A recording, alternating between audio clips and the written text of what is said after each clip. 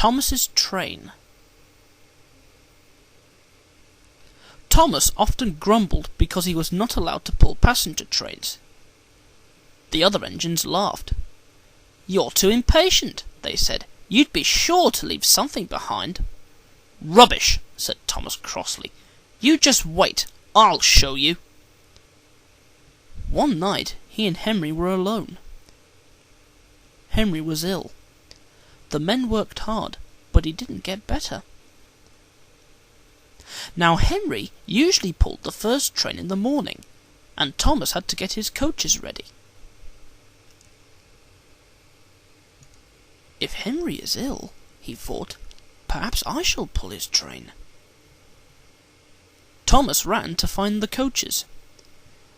Come along," he fussed. There's plenty of time, grumbled the coaches. He took them to the platform and wanted to run round in front at once. But his driver wouldn't let him. "Don't be impatient, Thomas," he said. So Thomas waited and waited. The people got in. The guard and station master walked up and down. The porters banged the doors, and still Henry didn't come.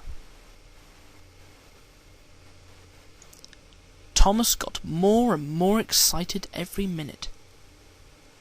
The fact director came out of his office to see what was the matter, and the guard and the station master told him about Henry. "Find another engine," he ordered. "There's only Thomas," they said. "You'll have to do it then, Thomas. Be quick now." So Thomas ran round to the front and backed down on the coaches ready to start. "Don't be impatient," said his driver. "Wait till everything is ready." But Thomas was too excited to listen to a word he said. What happened then, no one knows. Perhaps they forgot to couple Thomas to the train. Perhaps Thomas was too impatient to wait till they were ready. Or perhaps his driver pulled the lever by mistake. Anyhow, Thomas started. People shouted and waved at him, but he didn't stop. "They're waving because I'm such a splendid engine," he thought importantly.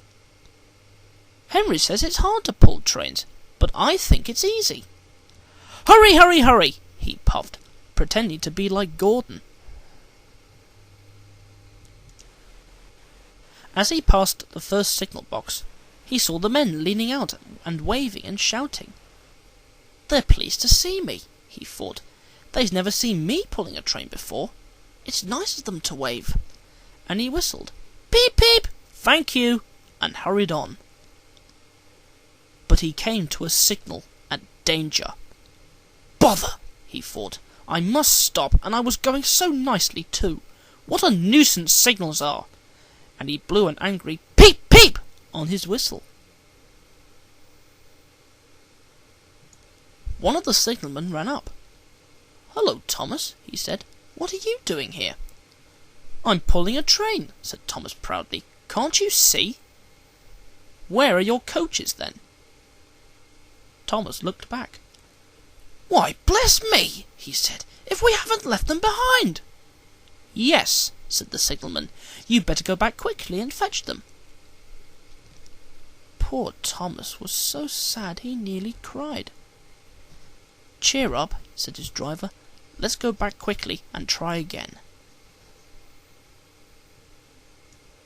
At the station all the passengers were talking at once. They were telling the fat director, the station master, and the guard what a bad railway it was.